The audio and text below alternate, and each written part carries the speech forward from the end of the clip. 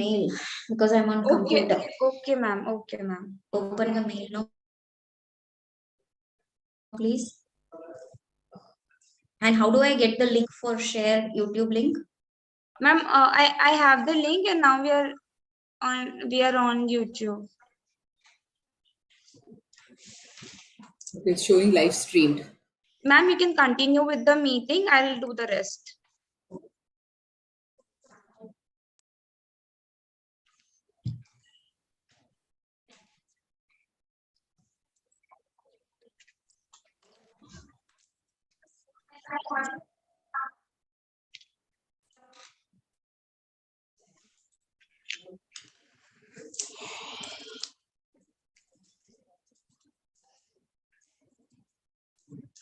Now we are live.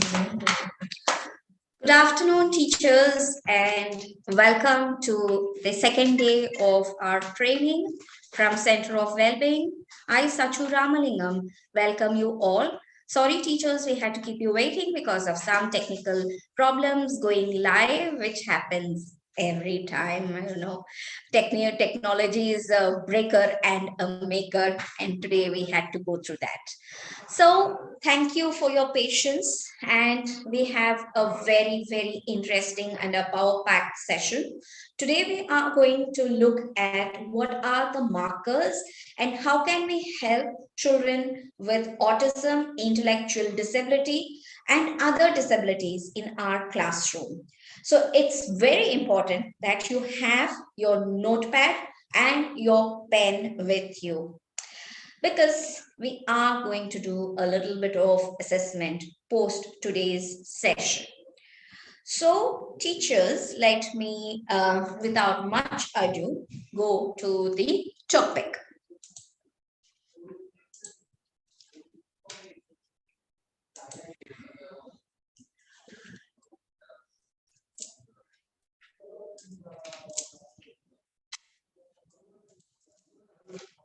So the topic for today that we are really going to deal in a lot of detail is going to be autism, ID, and intellectual disability.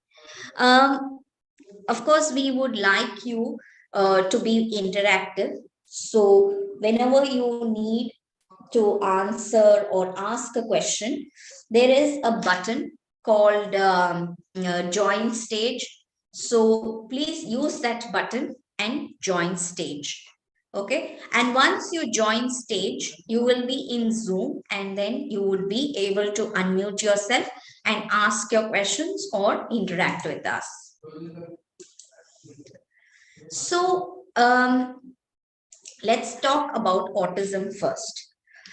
Autism is a very challenging disability that you all feel, and also many of them think that it is beyond our capacity to handle children with autism. But that is not true. If you understand why and what is autism, you would be able to manage children very beautifully, and you will feel very fulfilled as a teacher when you are able to do the right things for a child with autism. They're also called children on the spectrum. So ASD, autism spectrum disorder, is the common word that is used. Now, why is it called a spectrum? Because the children are on a continuum, like a child A with autism may be very mild, but a child B on autism may be moderate. A child C on autism can be profound. A child D on autism can be severe. So you cannot stereotype all children with autism as going to fit into a bucket and having a similar kind of behavior or challenge or difficulties. So that is why it's a spectrum. So when you're talking about a spectrum, you have the left side of the spectrum, you have the right side of the spectrum, and you have the middle, and it is a continuum. So children with autism have three basic fundamental challenges. One is social communication, and two is that they are able to not able to relate very easily to things, and second is communication skills, and they have a ritualistic behavior. So these three are very important factors that will help you understand that maybe this child is on a autism spectrum. So instead of me going gaga and lala over and you getting bored, let me show you a very small video on what is autism so that you have a better understanding. Here we go.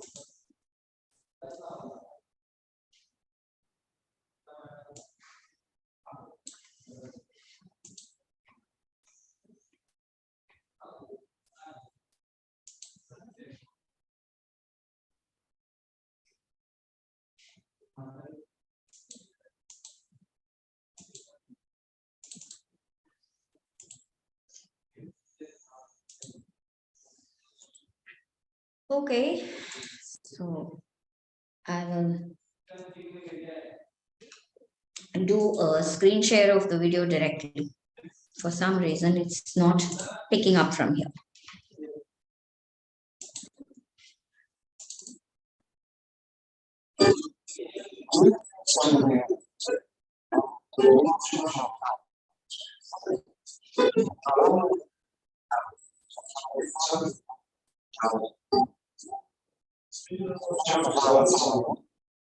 With.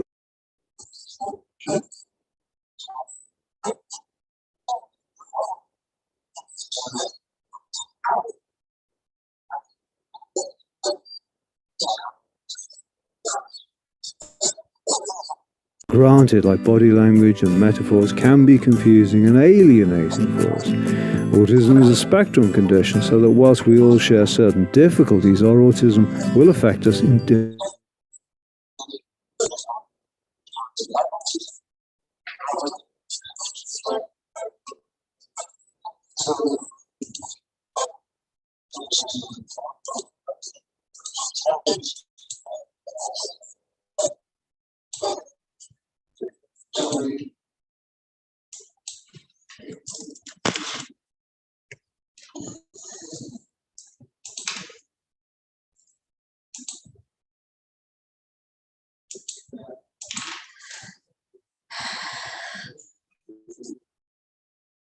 So, are you able to see the video?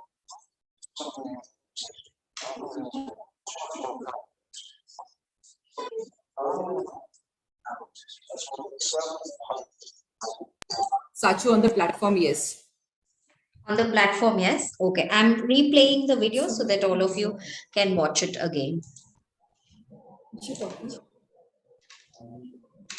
She said something.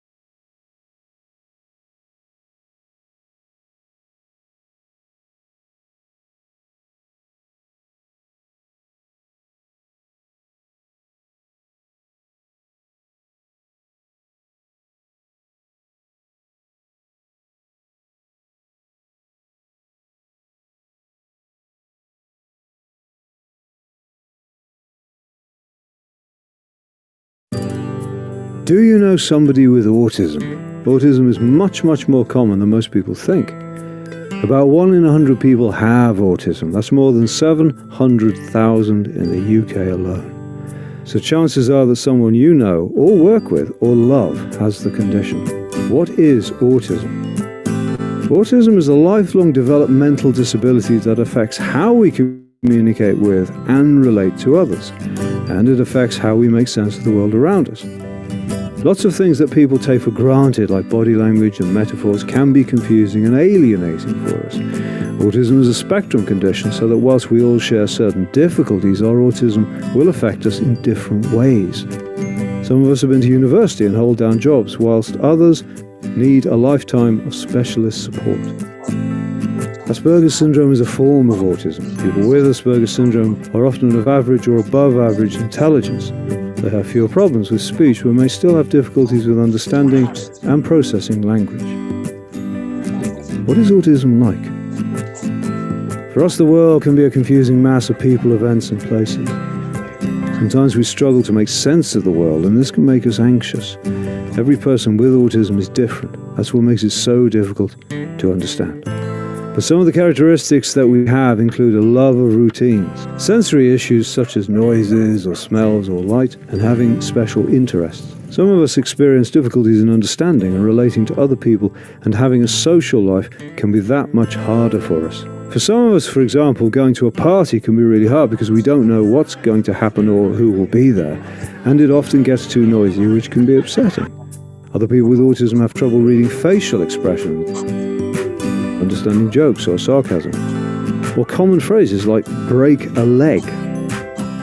Even phrases people use every day like it's cool can be disorientating. You think they're asking you to turn the air conditioning off.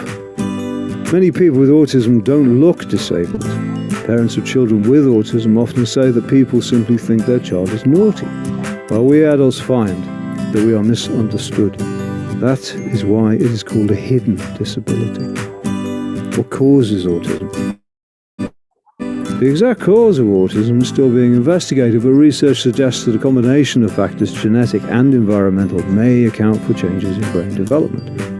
Autism is not caused by a person's upbringing or their social circumstances. Is there a cure?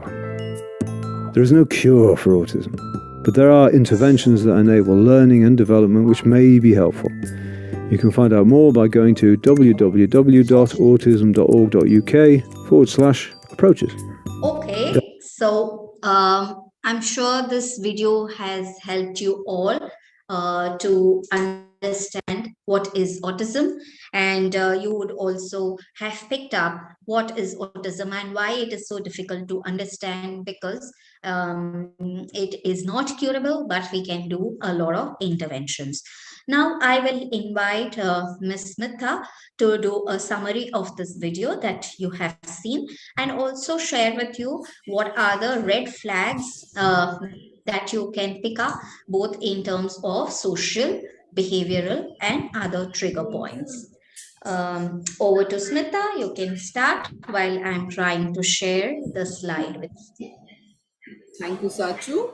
And hello, everyone, again. Okay. So that video that we saw just now was a self-explanatory video, and I'm very sure that most of you would have got what autism is all about. So yeah, to sum it up, yes, children with autism have concerns with social skills, communication skills, and lot of repetitive behaviors. Okay, so why is social skills so very important? Okay, it helps us build up relationship, make friends, even to study. Okay, to go around the whole world. Okay, we need communication skills, social skills. And imagine if we don't have those, life would be so difficult. Okay, so this is exactly what these children go through.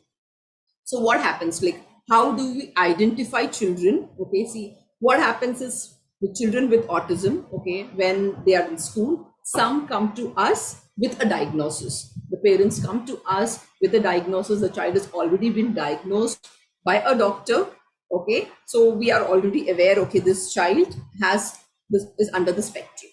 Okay, but at times what happens, especially in preschool, Okay, they are just 2 and 3, and even the parents have not got it. So I'm just going to give you certain markers where the preschool teachers, okay, can understand that, okay, these are the signs that the child shows, and there might be a communication issues. Okay, the first one, as it says, when you call out the name, okay, the child does not respond. Okay, so it's like in the classroom, you're talking to the children and you're not able to, you call out that child, the child is not responding. Okay, can be a concern. Okay, one, not responding. And as I said earlier, even yesterday, okay, we are talking about this, okay, keeping the hearing issue aside. Okay, the hearing of the child is completely fine.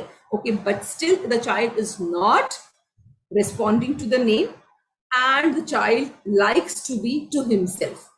Okay, usually what happens with younger children, okay, they all like to be, go talk to their peers, go play with somebody. Okay, here you will see that the child is always secluded. Okay, he prefers to be in his own little world. Even if the child is near the other kids, it's very difficult for the child. You will see that the child is not involved in playing with the other child. The child will be just there. Okay, if you hold the child, cuddle the child might not like it. Even a small touch or holding the hand, the child may not like it. Okay, that is another indicator. The child may not give you a proper eye contact. Okay, teachers, please remember that there is not a single criteria. If the child is not giving you a eye contact, doesn't mean the child has autism. There are other criterias as well. Okay, if you see a few number of criterias all going together with the child, yes, that is a big marker. Okay, one criteria doesn't fit, we can't diagnose the child with that. Okay, the second slide.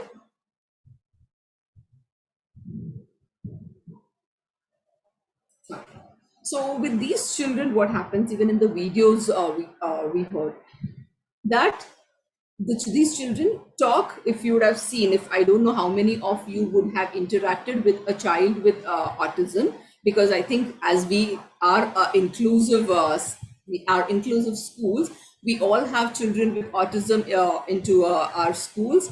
Also, there have been very good movies. My Name is Khan. Then there's a recent series come up, The Good Doctor. Okay, and if somebody like Korean drama fans, okay, there is Attorney Woo, which is coming. Okay, they all talk about, and they show very, very beautifully. They've depicted the characters of individual with autism. Okay, you will see that these children, okay, have very stereotypical behavior. You will see these children rocking, okay, or you will see that there is something is like they always hold on to. Okay, some children you would see that keep on covering their ears. Okay, there would be, or some children is like have a habit of lining up things, be it cards, be it pencils, be it erasers. They want to line up certain things. Okay, and this is not only restricted to objects. Okay, this repetitive behaviors also comes into everyday behavior pattern. Okay, so I have this child in school. Okay, every time he wakes up in the morning, okay, that particular time before going to school, he always sees his father coming out of the bathroom. He's taken a bath, coming out of the bathroom in a towel. Okay, the other day what happened, he woke up a little late, and by the time the father was all dressed to go to work, okay, he couldn't take it. Okay, because for him that is the routine. Okay, that is a habit. Okay, when I wake up, the father has to come out of the bathroom wearing a towel, and there is a ritual. It's like he plays with him, so that has to happen. Okay, or there was a meltdown. So that is how they have this, they get fixated with this repetitive patterns. Okay, so that is one thing that you would notice. Then there is echolalia. Okay, echolalia is echoing what you say. Okay, if you say something, the child will repeat what you say. Sometimes it is very annoying, and you would feel that the child is mocking you. Okay, it is not mocking.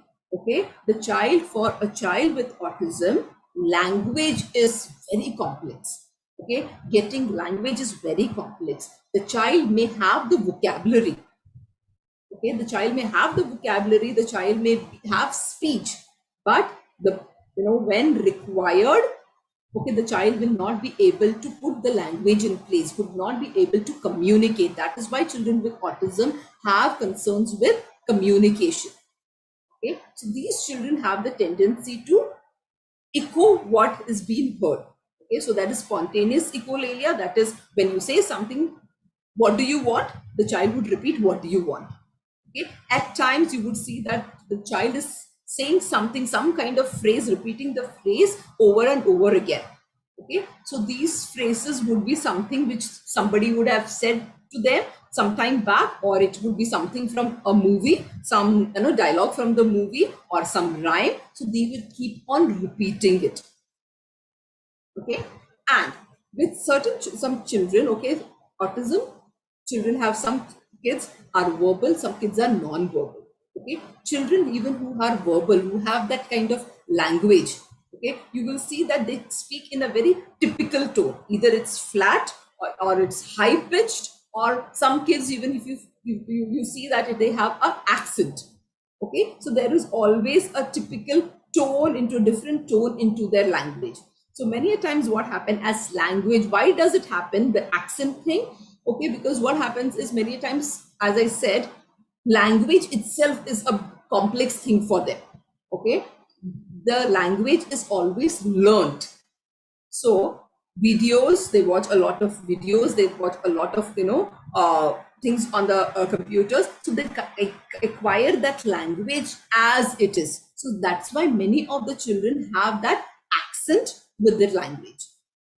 Okay, and being rigid in following rules.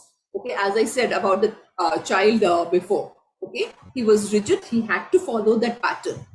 Okay, and if the pattern is not followed, okay, yes, it disturbs them. Even in school, suppose it's like they're coming to school, okay, and there is a typical, it's like a routine, okay, a specific route to come to school. Okay, the child has been coming to school in the specific road, there are specific turns, he sees a specific building while coming to school. And one day, suppose there's a lot of traffic jam and they have to take another route.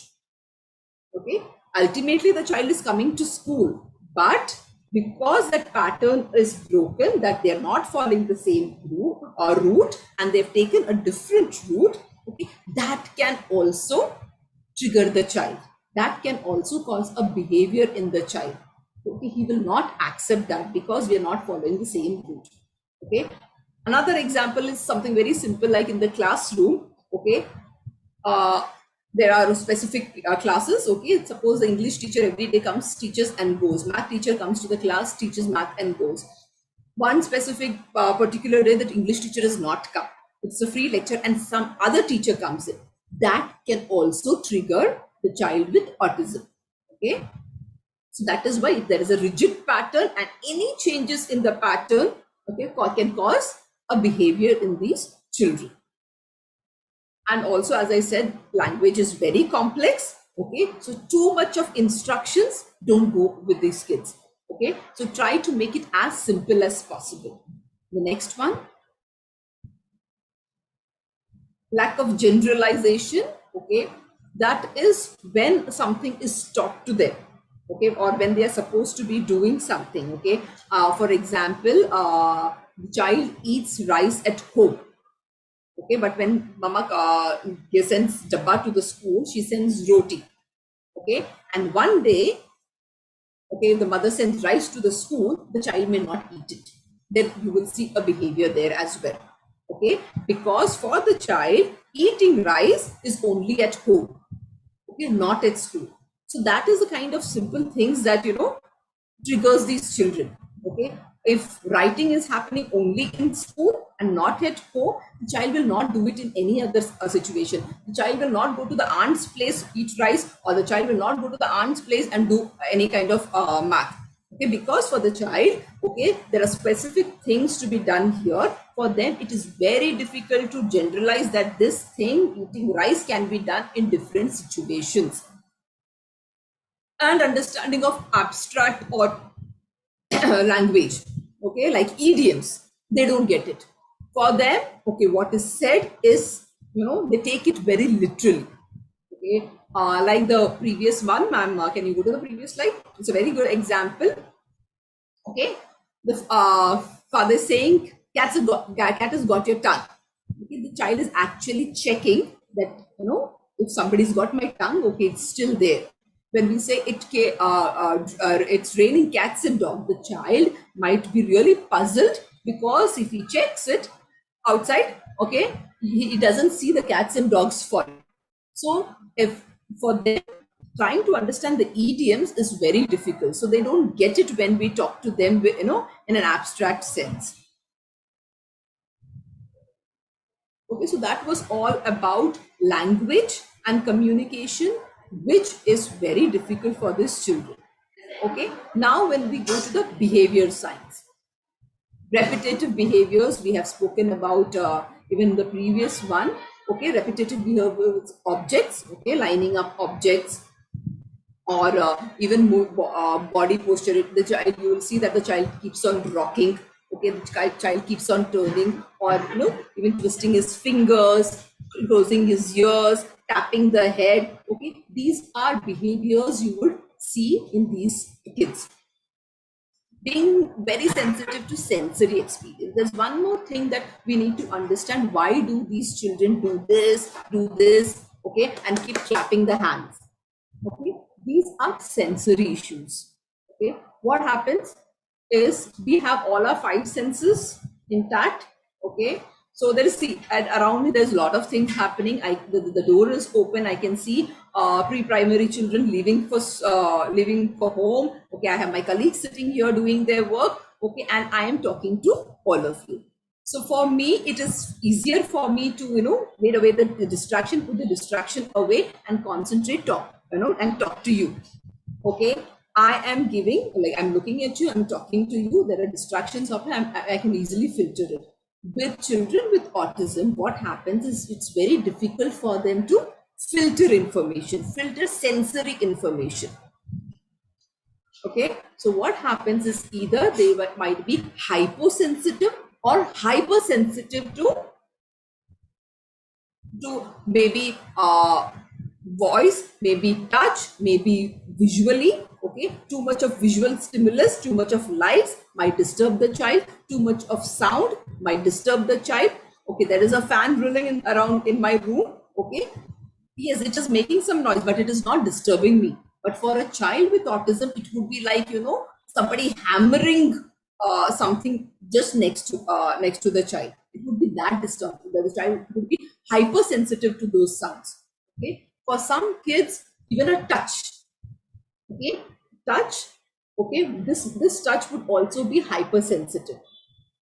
Okay, maybe it is too much for the child. For some children, when they are hypersensitive, what happens? They seek these senses. Okay, so you will see the behavior of pinching themselves hard, taking out, taking the skin out. Okay, making noise.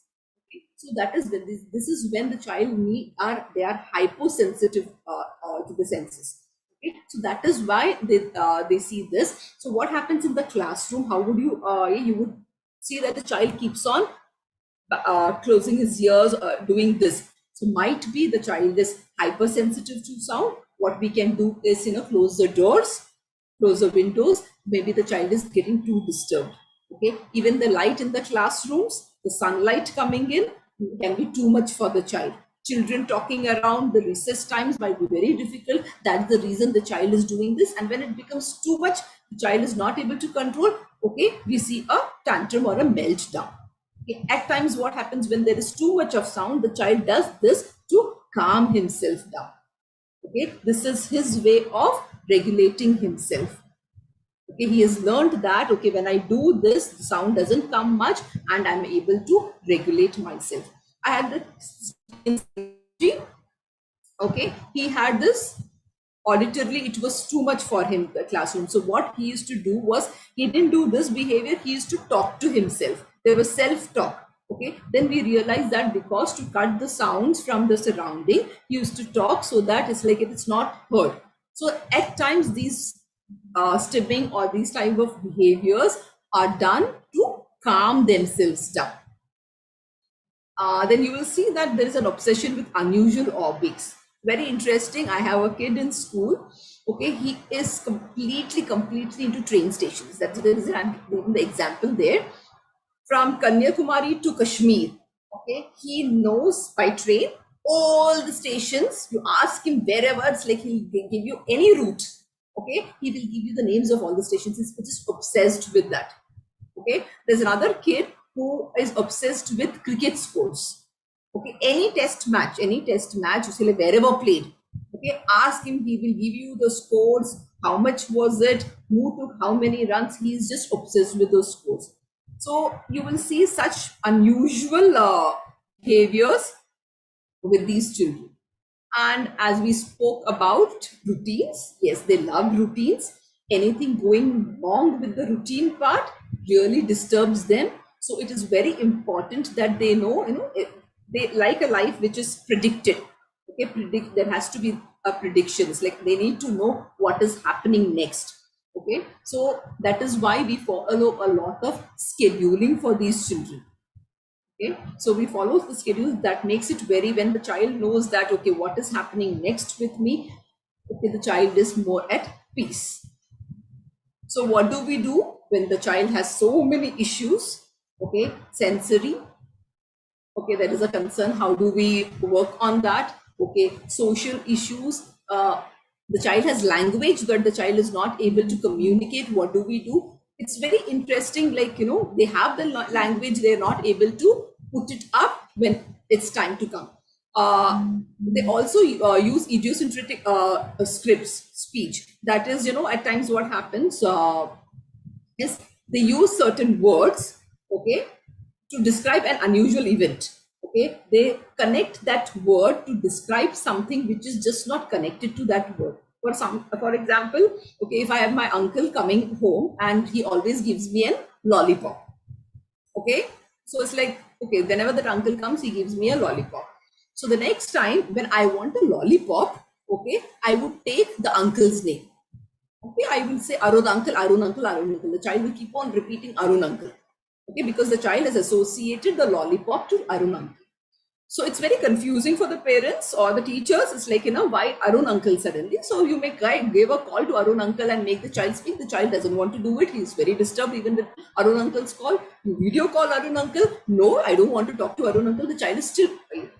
What actually the child would mean is, I want a lollipop, something very simple. And the child may have the vocabulary for, the lollipop. But when the time has come to ask for a lollipop, the child is not able to associate the lollipop with the word lollipop. So the child has associated lollipop with the word Arun uncle. Okay, so this is the complexity. The children really struggle with language. Okay, so major issue is that. So what do we do to help these children? So as it's beautifully written, it is not a disease and it cannot be cured. It is a lifelong, lifetime thing. Okay, what we can do is catch them at the right age. Okay, and there is a number of people who can come together and help these children. Okay, there are, for the sensory issues, okay, we have occupational therapists working with them. For the balance issue, there are occupational therapists working with language and communication. We have autism therapists, we have speech therapists working with them for their academic achievements. We have us here, teachers, special educators, counselors helping them, and definitely nothing without the help of the parents. So it is a team effort here, teachers. Okay, and these children, as they showed in the video, okay, it is not that the children have a lower IQ. A regular child with autism has an average and above average IQ. Okay, there are a lot of legends who had autisms have done well. Okay, so the children can do lot of things. They can achieve a lot of things, but it's only achievable if we all work together, okay, and give the right help at the right time. Yes, children with autism, okay, can have other comorbid conditions as well. The child with autism, it is just like you and me. Only the child has autism, that is social and communication disorders with them. Okay, a child can have comorbid conditions of with intellectual disability. The child can have learning difficulty. This child can have ADHD with autism as well, and there would be children only with autism. Okay, so doesn't mean that the child with autism cannot do or cannot achieve anything. We had children in school in this, at Iroli, okay, with autism who has passed their grade 10 examination ICSE with above 90% marks. Okay, this year I had a child with diagnosed with autism. He scored 81 percentage. So it's nothing that they are not educable and nothing can be done. Okay, it is a team effort. Okay, and definitely it's like we definitely can do it. And I always say, pre-primary teachers, okay, kids come to you raw, okay, and I'm very happy that my teachers are so trained that is like, there are just two discoveries now. We got two children. The teachers came to me. They know the markers. Came to me, and this is what is happening in the class. This is my observation. Just check. And yes, these children had they showed us markers, and when diagnosed, they are diagnosed with autism spectrum disorder. So teachers, please keep this thing in mind, and getting them early makes a lot of difference. Okay, as we all know that the neuroplasticity, that is the ability, okay, of our nervous system to rewire. We learn, then we have to undo it, then relearn certain things. So that happens at the younger age, especially. See, neuroplasticity is on till the age of 26. Okay, but it is very, very, very active when the children are young. That is till the age of 8, they say. Okay, so we can even rewire what the system is. This already how that wiring is done. We can rewire it. Okay, at this stage, the children can be taught a lot of things. The children can be taught language. The children can be taught other ways of communication.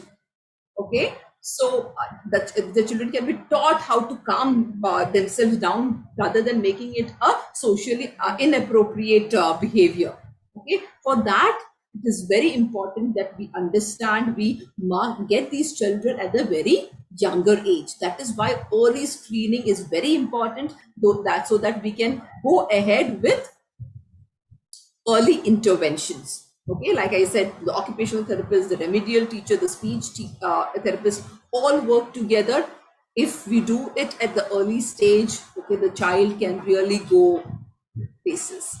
Okay, and as I said, it's like, yes, not all children with autism, like Sachu ma'am just said, that it is a spectrum. Okay, and certain those markers that I said doesn't apply to everybody. Okay, so there are levels, as she spoke about. We have children on the milder level, on the moderate level, and on the severe level. Okay, so that is what it is: level 1, level 2, and level 3. Level 1 children, very educable ones, yeah, they would definitely, they have learning social interaction issues, but with some kind of support, okay, they continue with schooling as well. Require substantial support, yes, like here the severity is a little more. Here we need lot of modifications even in the school. Okay, maybe the lightings can be changed in the classroom, or the if the child is sensitive to the chair. Okay, we have a child whom we have given a specific cushion to sit, because the seat was too much for the child. Okay, the touch was too much for the child. So certain modifications can be made, and we can take the child ahead. And the last one is when they are on the severe side, when they need complete support. Okay, so we teach them that kind of functional skills, activities of daily living, where they can look after themselves and lead their life. So yes, I can go on and on. I think we have more to give you. So I would end here. If there's any questions, teachers, please keep it to the end. We'll be back. Okay, thank you, Smita. So, teachers, so what we have covered till now is what is autism, what are the signs that you can pick up to identify a child with autism, what are the three main areas where they face problems. One is communication, second is social, and three is repetitive behavior, and how a set of team members can help. Now that is for all the gyan for you. Now we move to phase 2 of the training, where now we are going to see what your class students can do and how you can sensitize your students to have a child with autism or intellectual disability or any other disability. So I would be sharing the video that I'm going to show you now so that you in turn can use this video in your classrooms. Okay, so this is about a student perspective of having a child with autism in class.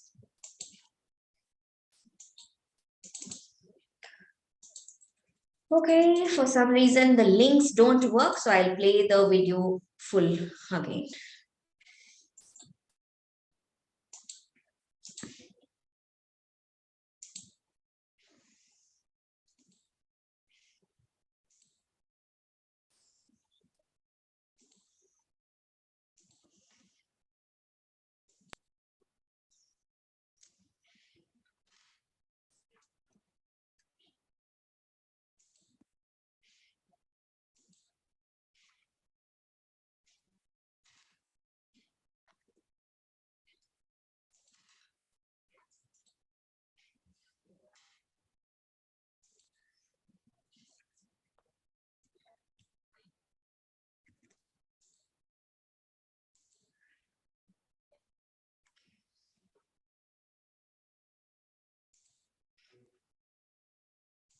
Just bear a minute with me.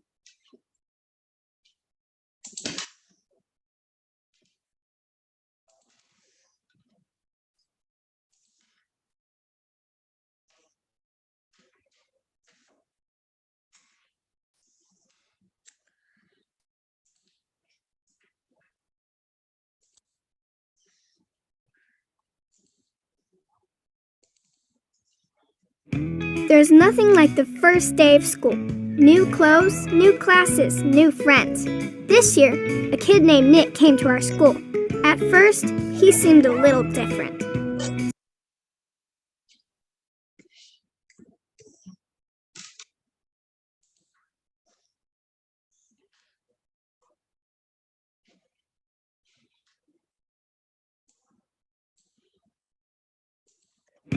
There's nothing like the first day of school. New clothes, new classes, new friends. This year, a kid named Nick came to our school. At first, he seemed a little different. Sometimes during class, Nick makes noises and gets out of his seat. There's a lady that sits in our classroom and follows Nick around, and even takes him out of class when he's distracting us. We didn't understand why Nick got to take breaks or why he got to spend all this time with one teacher. My friends and I thought, what's up with Nick? It turns out, Nick has autism. Nick has had autism since he was little. Autism happens inside the brain. This doesn't mean Nick is sick with something like the flu. You can't catch autism. It just means that he understands some things differently than most of us. Once we learned a little more about Nick and autism, we understood why he gets extra attention. He just needs a little more help than the rest of us sometimes. The lady following him around is his aide. She's there to help him in the classroom. Sometimes small things bother Nick because his senses, hearing, sight, smell, touch, and taste, all work differently than ours. Like when we work on projects, we try to keep our voices down because Nick has trouble focusing if it gets too loud. As we got to know him, we learned what we can do to make it better for Nick so he can stay in class with us. Other kids with autism in your school might have similar challenges. The best way to help them is by getting to know them. Autism affects each person differently. No two kids with autism are the same. Some kids will talk with you, but not look at you. Others won't talk much, but will try to use other ways to tell you what they want to say. Some kids with autism may flap their arms or even rock back and forth. It may seem strange at first, but it's just something that makes them comfortable. Nick really likes building and talking about model airplanes. He even brought one in to show us how the propeller works. It was pretty cool. Sometimes, though, Nick doesn't stop talking about model airplanes. We listen because it's polite, but learn that it's okay to suggest new activities too. Some of us from class joined the art club together, and we invited Nick. He mostly draws pictures of planes, but we still have fun doing the projects together. Remember that you can always include your friend with autism in activities, even if he or she does it in a different way. Don't be afraid to ask your teacher or an adult for ideas that can work for everyone. Now that we know more about autism, it's no big deal. Nick is just a kid and a part of our class like everyone else. So just remember that all of us are different in our own ways. Accepting the differences of kids with autism is the first step to becoming friends and having fun together. So the message is loud and clear, and I'm really sure that you all understood what that video was and what the child was trying to communicate. So it is a wonderful video which I would recommend all of you to play in your school too, Okay, so let me go back to the presentation.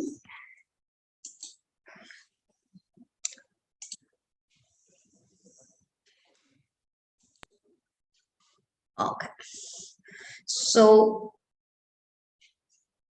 these things are coming in the way. So this is a bunch of students with autism giving a message to the teacher. So please write down these messages and you would really understand how a child feels and what he feels and why he feels that he feels. Okay, so again, the same problem. So I will show the video directly.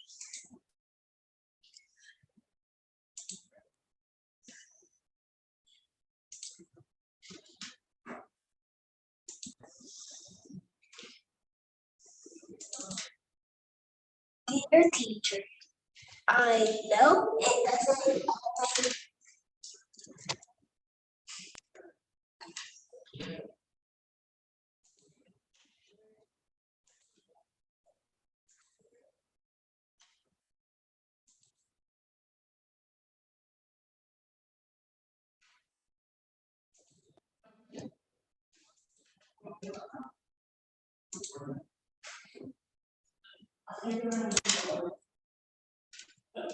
seem like it. Dear teacher, I know it doesn't always seem like it, but I really do want to listen and learn. Just my brain is kinda different. So this is what I'd like you to know about me. I have to move, or I really can't pay attention. Even though I'm not looking at you, I can still listen to what you're saying. If you tell me, sit up straight, now I have to use all of my brain to do just that. It makes me feel sad when you tell me to try harder, even though I've already tried as hard as I can. I actually listen better when I'm rocking in my chair. When you give me a bunch of directions, I start to think I will never remember all of this. Sometimes my mom or dad ends up doing all of my homework. So here's how you could maybe help. Let me get up and move while I'm learning. Let me look wherever I want when you talk to me. Let me rock or slouch in my chair. No matter what, please don't take away my recess. Give me help I could do all by myself. Make directions very short. Just ask me, what does your brain need right now? And one more thing. My brain might be different than yours, but it's still amazing. Sincerely, your student. You're a student. Your student. Your student.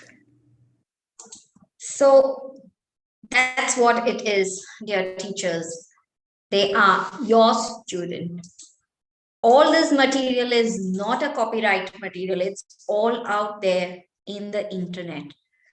All you need to do is maybe every day give 5 minutes. If you have a child with autism, if you have a child with intellectual disability, if you have a child with speech impairment, either call me, ask me for resources, ask me what are your challenges. I'm available 24/7. But it is also there in the internet. It's all these videos are from Google. I've not produced them, right? So they are your student.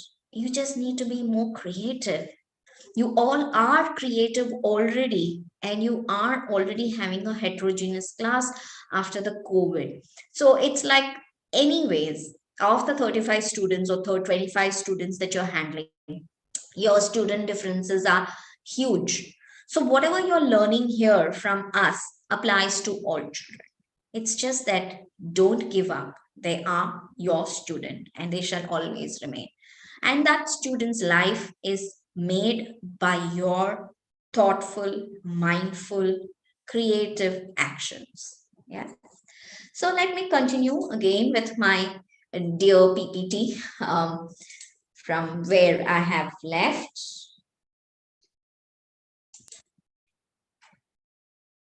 Here they are.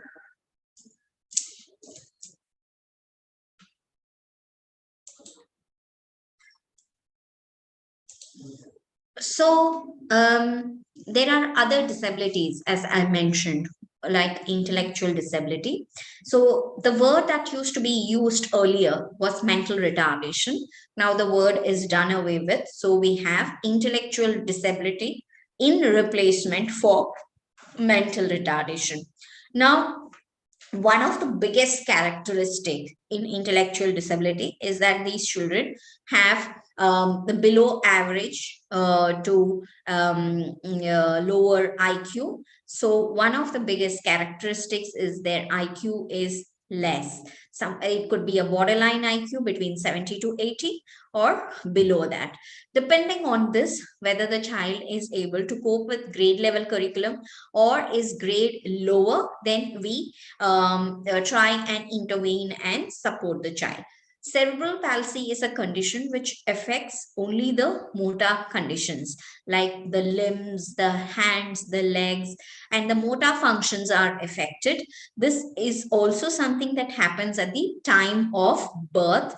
Some of the causes are low glucose levels or low oxygen levels that can lead to brain damage for the motor systems, and then that leads to cerebral palsy. So these are children who would be having supports or aids and appliances for their motor difficulties, right from a crutch or a walking support to a wheelchair, depending on the kind of support. So these also, in the video that we showed about the student perspective of a child with autism, you saw the mention of a support teacher. So in our schools, in our Euro schools and Billabong schools, we call them as shadow teacher, which is also being implemented in your class, in your school. So the intellectual disabled child, an autism child, or a cerebral palsy child, depending on the level of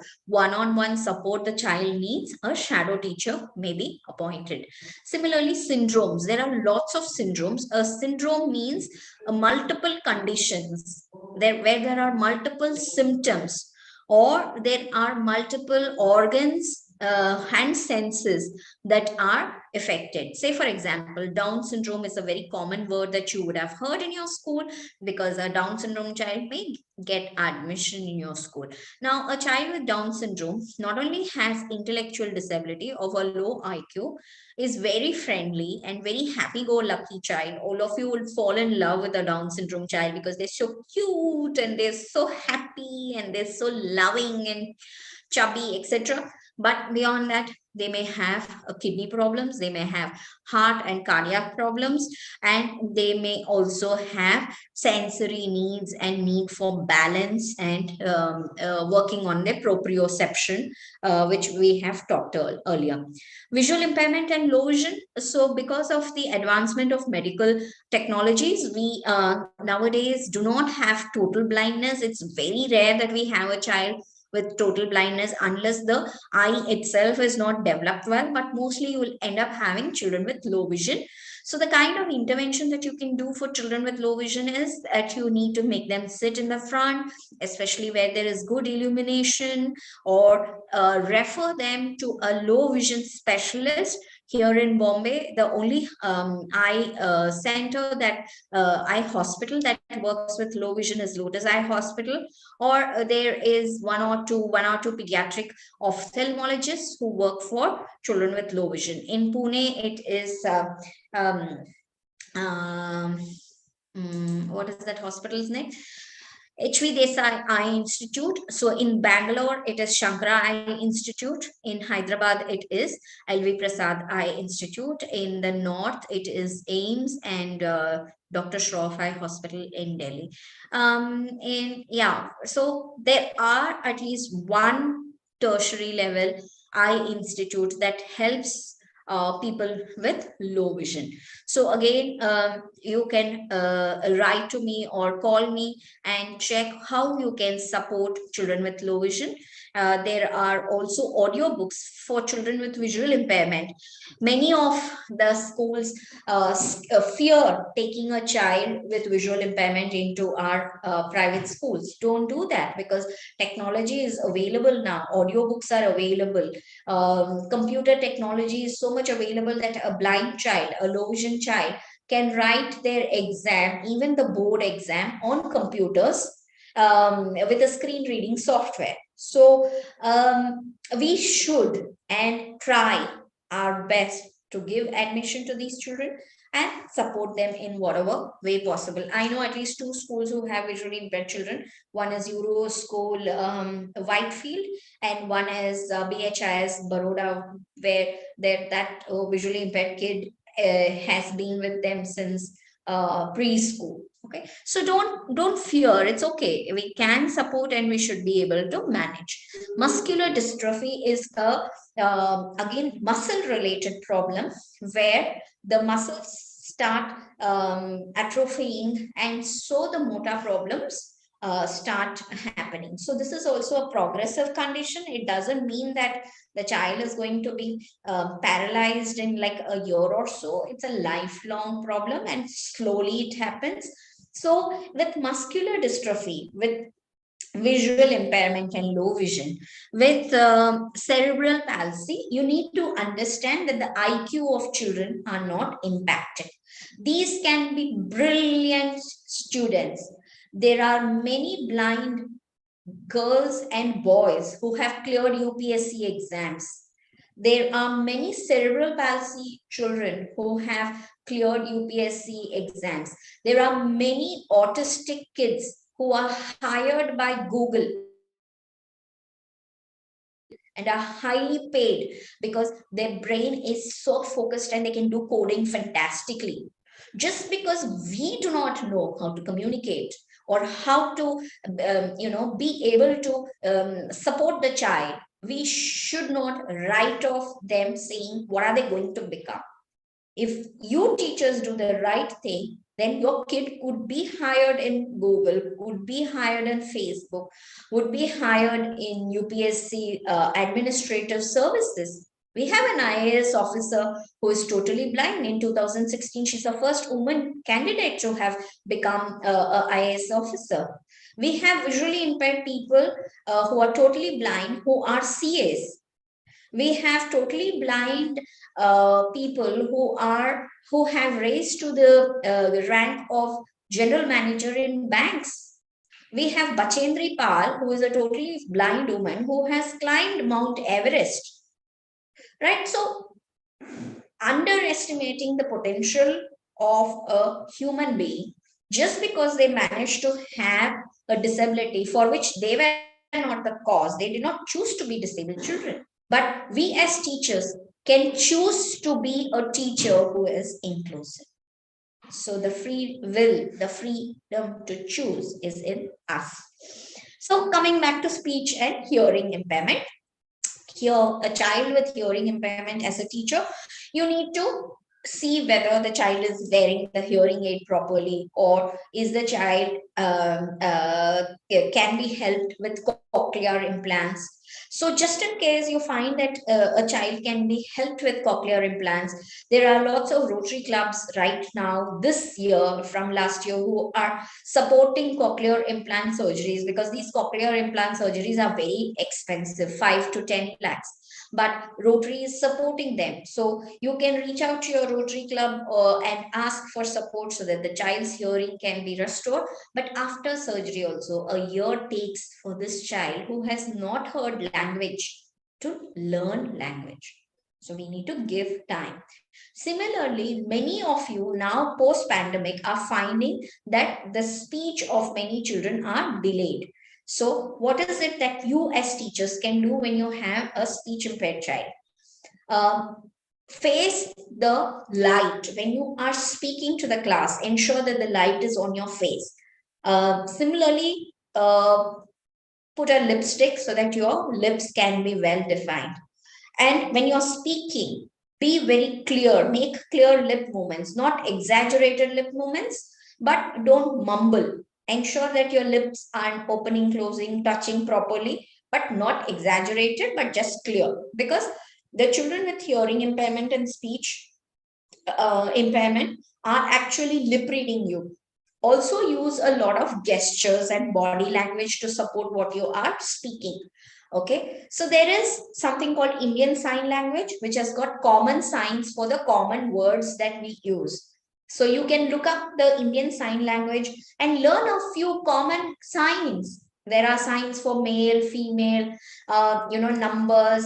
You can use them as if you're using them naturally as part of your body gesture.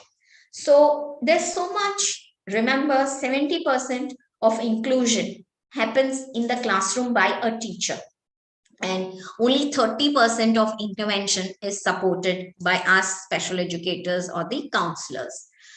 Okay, so if you find that you have a child who has below grade level, the usual practice is, let's give up. The center of well-being will take care of those children. No, there is a lot that we center of well-being professionals are dependent on you teachers.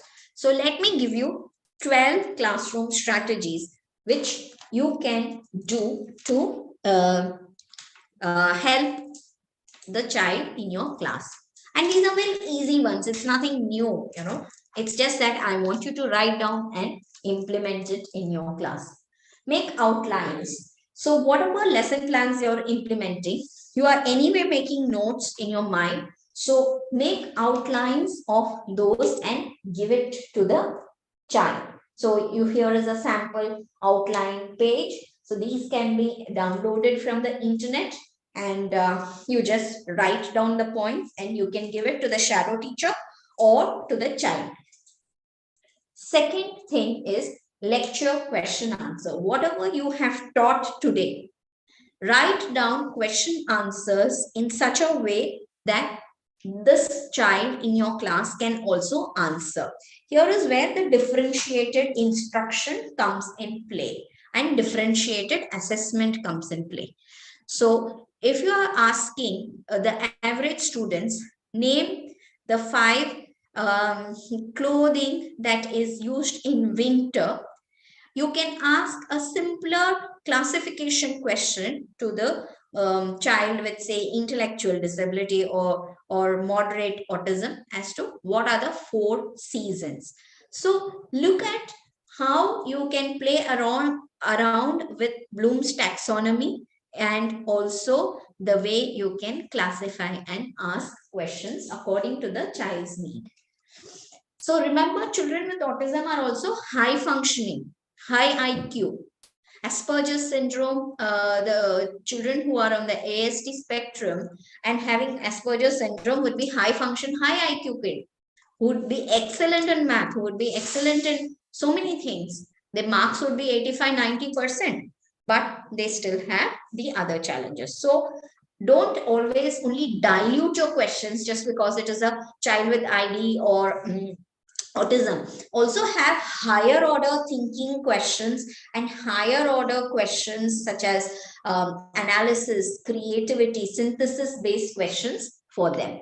So true or false, to a better way to simplify what you want to ask and understand whether the child has understood what you have taught, ask true or false based questions. 4, concept mapping. So whatever you have taught, if you can just do a small concept map, and believe me, nowadays there are softwares which help you with concept map making.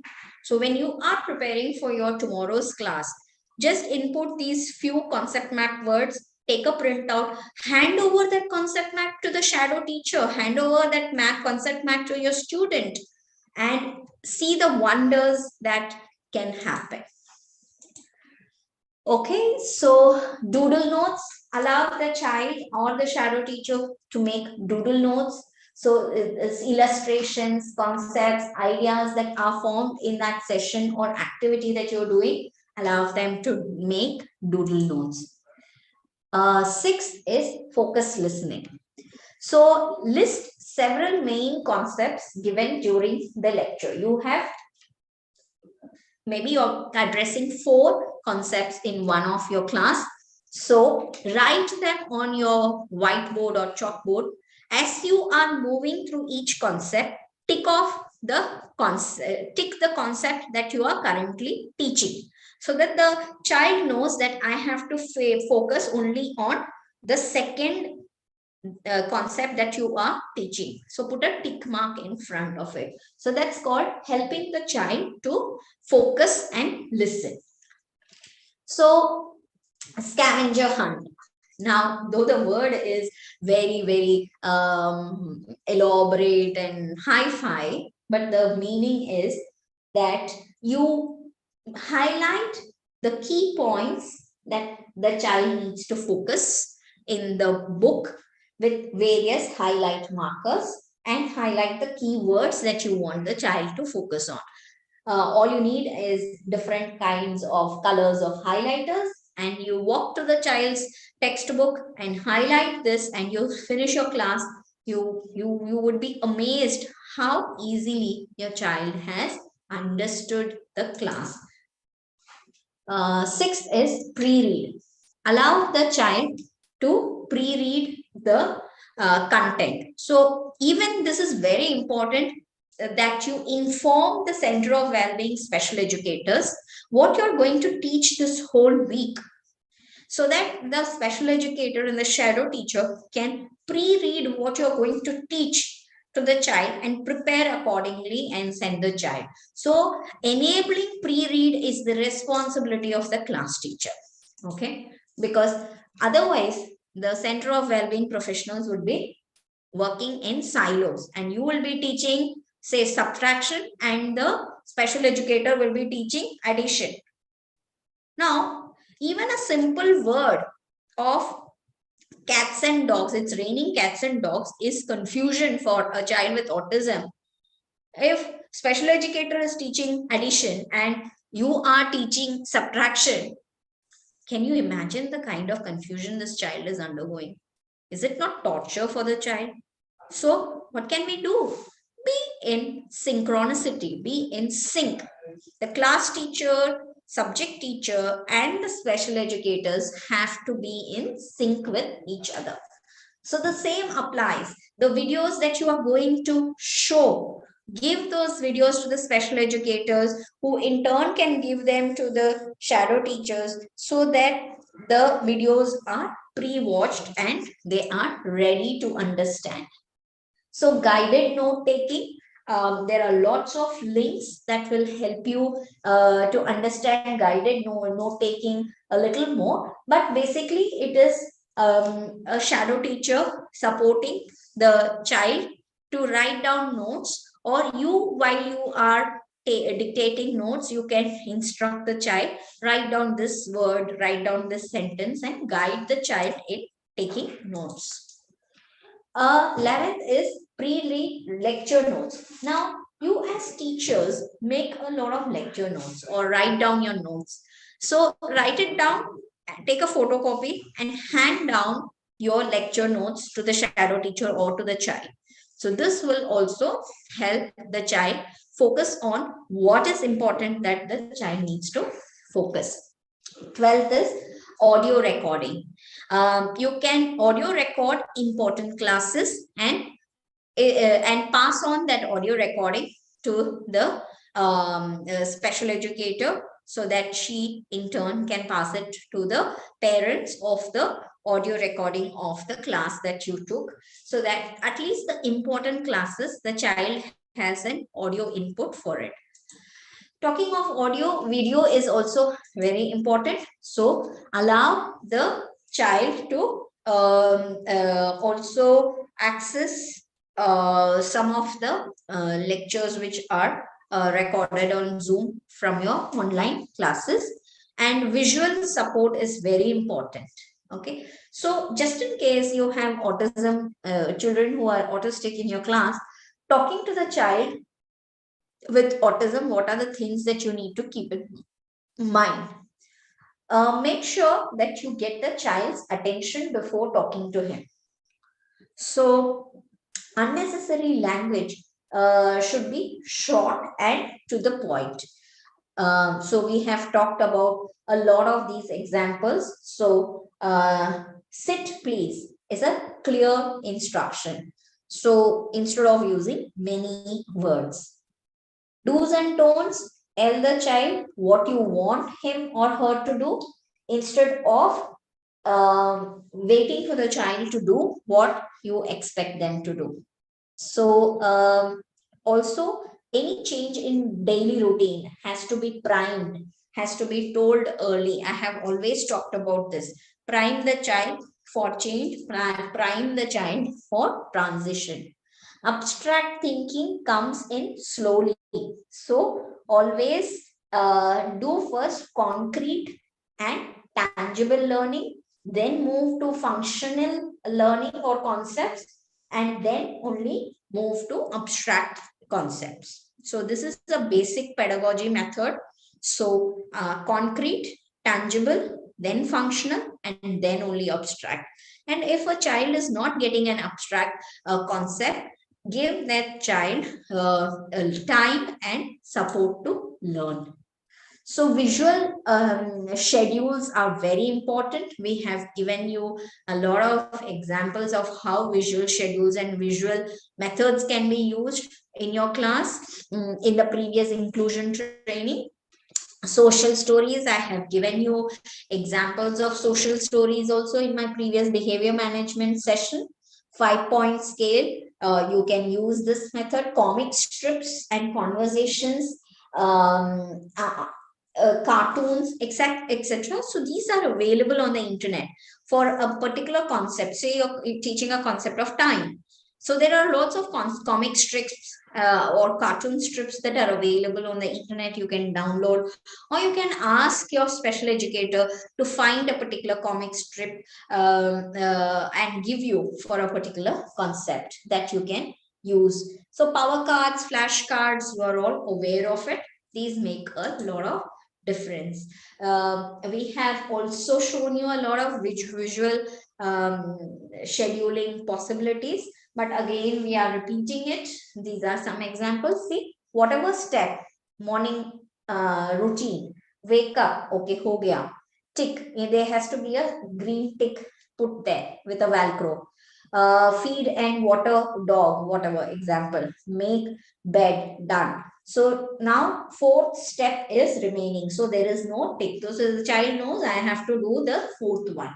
So similarly, you can set up morning routines or post snack routines, post lunch routines, and put it up, and someone in the class can be assigned the responsibility to put the ticks, or the shadow teacher, or always assign a buddy for the child, so that will help you with managing. So I really have ended this lecture here because there is a lot that we have shared, and I want you all to ask questions so that we can take any questions from you. So those of you who are already in Zoom, you can unmute yourself, raise your hands and ask questions.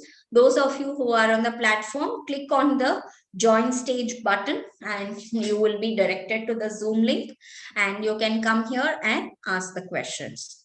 So anyone would like to ask any questions? We are waiting for your questions.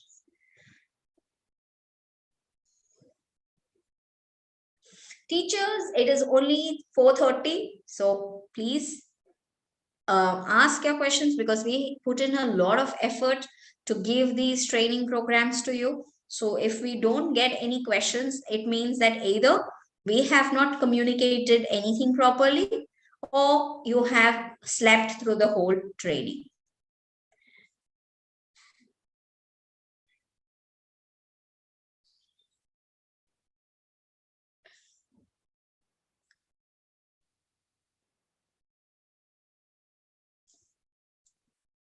Yes, any questions?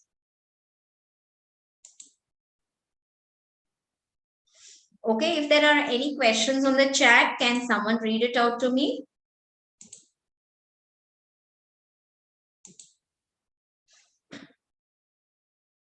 Smita, can you read out any questions if they are on the chat? Nothing else yet, ma'am. Okay.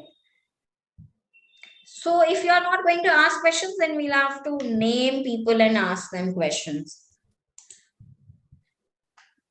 We have a lot of people in Zoom though.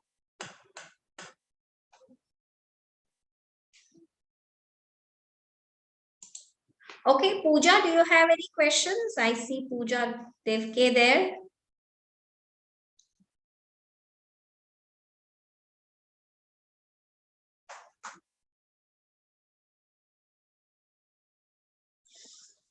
Okay, so thank you so much. If you have any questions, you can always write to me at sachu.ramalingam@lighthouse-learning.com, and you can call me at 9594072848. You can also write on the email ID cowb@lighthouse-learning.com. So with this, I thank Smita and all the people who support us in going live and ensuring that this whole thing works on the platform. Thank you, team members. Thank you so much for being here. And we would put this video up on YouTube so that you can watch it again just in case you have missed something. Thank you so much, and we thank you for being with us and hope that all of you remember that every child is your student. Bye-bye until I see you next time. Bye.